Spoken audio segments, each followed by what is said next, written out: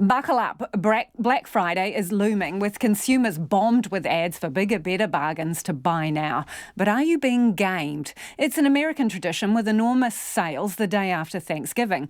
But data from Price Spy, a New Zealand price comparison website, suggests about 9% of products actually went up in the week before Black Friday and dropped on the day, apparently to make the sale prices look a little bit more attractive. And some of the most sought-after tech products actually offered the worst deals. Tech and gadget commentator Jordan Tini warns Black Friday specials come with a buyer beware sticker.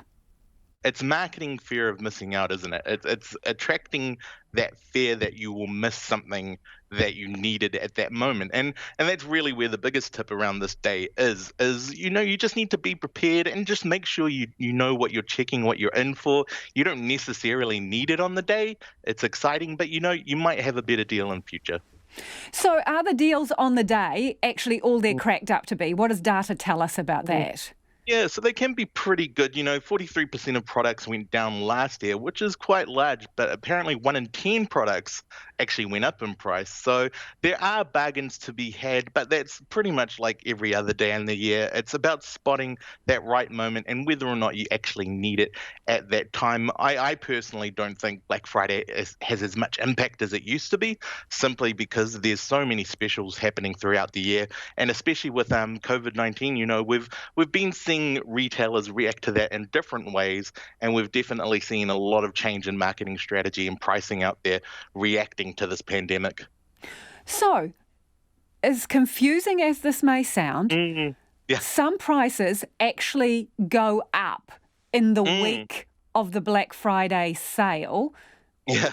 What's all that about? Explain to me what happens. Yeah, so through the data that Price Spy has supplied to us, they've seen some retailers do mark up the price just so that when they retail it at the time, they can sell it and make it look like it's gone down in price, but really the margin hasn't actually changed that much. They're not losing out as much. If we look at the number one product last year, the Nintendo Switch, that retailed at about $497, but about roughly a month before that, you could actually purchase it at $450. So it's watching the market and actually seeing what it does. And Price Spy has a really great historical tool where you can actually look at what a product has been doing over the last year or 3 months or 6 months and see if the bargain you're getting is actually any good. And, potentially they could be breaching consumer rights by marking it up in price like that. Excuse the pun, Jordan. So basically, in some cases, we're being gamed, aren't we? We are being gamed, but that's essentially what marketing is, isn't it? It's gamifying our spending habits so that they can catch us at the right time and get us to spend with them. That is essentially what the retailer wants. They want us to spend our money with them. So tech is one of the big things that is pushed and marketed around this particular day. Yeah. Do you get the best deals on tech, or actually should you be kind of waiting for tech and spending your money somewhere else? Are there better deals on other categories of product? Yeah, again, it's conducting that price research over the year and seeing if there is actually a better price to be had on the day. The biggest ones that people search for are mobile phones. Mobile phones actually only moved about 2%, which isn't really a large margin. And it's hard because a lot of the phones that people do want are premium models. It's the latest iPhone, it's the latest Samsung Galaxy. And those don't really move in price essentially because they replace those devices annually. So you don't really see the margin be as big as you want it to be. And again, that's like you said, they've gamified that by basically supplying a subscription service to hardware because you want the newest device the next year. So in summary, Jordan, keep calm and check out the price. Oh, that's a beautiful way of putting it. Keep calm and check out the price. Do your research, folks. Just make sure you're actually looking out for the best price.